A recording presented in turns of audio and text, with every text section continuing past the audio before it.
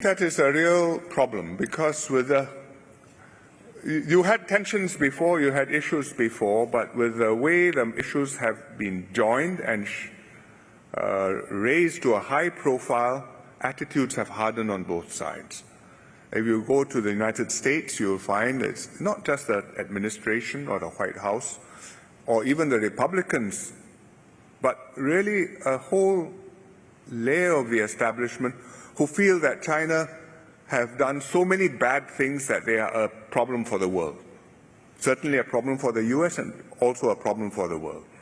And it's intellectual property, it's cyber theft, it's unfair trade practices, it's subsidies, it's state capitalism, and so on and so forth. And all these are bad things, and China is bad. And therefore, you have to stand up against China.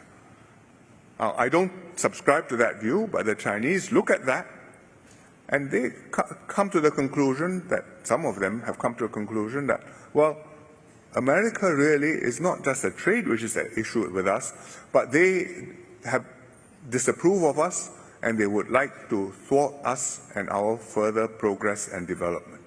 And so there's no point settling with them on trade, because if we do that, some other demand will arise, and therefore let's just close ranks, strengthen ourselves, and prepare for a world in which the United States is no longer as friendly as it has been since the last few decades. And you find it very difficult to find somebody in America who speaks up and says we should not demonize China. I think similarly it's not easy to find somebody in America who will speak up and say, let's keep an open mind. America may feel like this now, but history is a long process, and in 5-7 years' time, they may think the better of antagonizing China, which has, after all, been in existence for 3,000 or 4,000 years.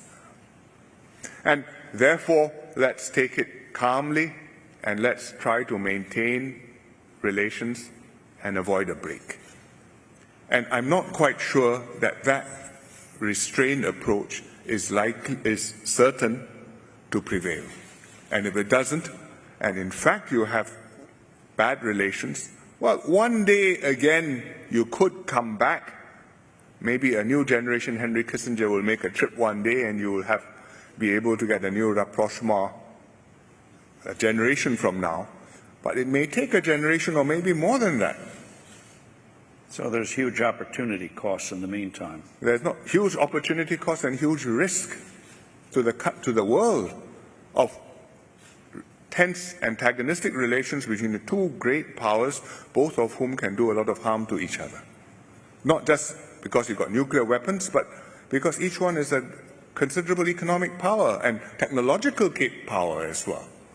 You may think today that the United States is technologically superior, and I will deprive the Chinese of the latest R&D and techniques and chips, and that will hold them back.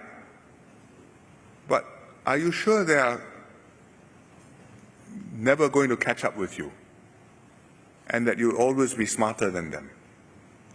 And what if they decide to keep their own chips and not share it with you? And so there is I think it is, you can't say for sure that America will always be on top. But America is ahead. You have many strengths, one of which is that you are open and you are seen as a country which upholds rules and has ideals which go beyond a narrow definition of American self-interest. And I think that is an advantage which would be a great pity for you to lose, and one which you can make use of to make sure that in an open competition you will not be easily pushed into second or third position.